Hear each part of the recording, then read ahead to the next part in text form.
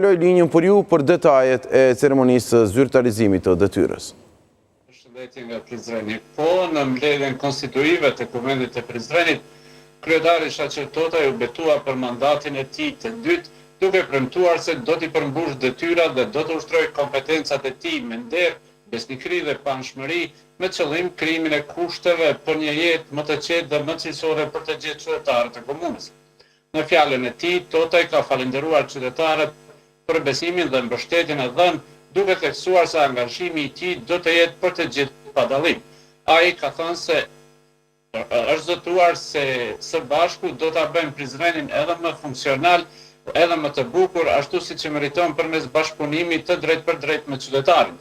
Në të njëjtën seancë janë betuar edhe kuvendarët e rinj, të cilëve kryetari Totaj i uroi suksese në mandatin e tyre, duke theksuar nevojën për bashkëpunim në procese që do të përmirësojnë jetën e qytetarëve në të gjithë komunën. Ndryshe, Kuvendi i Prizrenit përbëhet prej 41 antarëve të tij, 13 janë nga Partia Demokratike e Kosovës, 9 nga Lëvizja Vetëvendosje, 6 nga Lidhja Demokratike e Kosovës, 3 nga Bashkimi Demokratik i Prizrenit, nga 2 antarë do t'i kenë KDTP dhe Aleanca për Ardhmërinë e Kosovës, ndërsa nga 1 antar do t'a kenë 3 partitë e komunitetit bosnjak, Vakat, NDS dhe SDU, një mandat do t'a ketë Lista Guxo dhe një Partia Lëvizja Novatore Turke. Vlen të përmendet se në seancën e sotme nuk është zgjedhur kryesuesja apo kryesuesja e organit më të lartë legjislativ komunal në Prizren. Një gjë e tillë pritet të ndodhë ndoshta vitin tjetër, kur do të formohet edhe qeveria.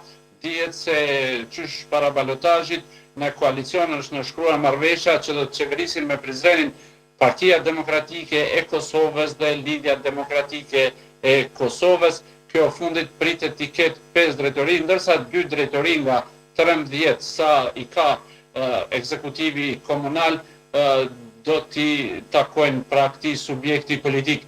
Vlen të përmendet se 9 kuvendar të zgjedhur në zgjedhjet e 12 tetorit i kanë nuk do të jenë pjesë e këtij organi, pas që ata me vetëdëshirë janë larguar, shumica prej tyre janë 7-9 janë kuvendar cilët nuk do të kemë këtë mandat, ndërsa 7 prej tyre janë atë politikanë cilët kandidatë që kanë ngaruar në këto zgjedhje e që kanë qenë bartës të listave të partive politike. Në të falenderoj shumë për këtë paraqitje të drejtë për drejtë. Do të ndrojmë krejtësisht temë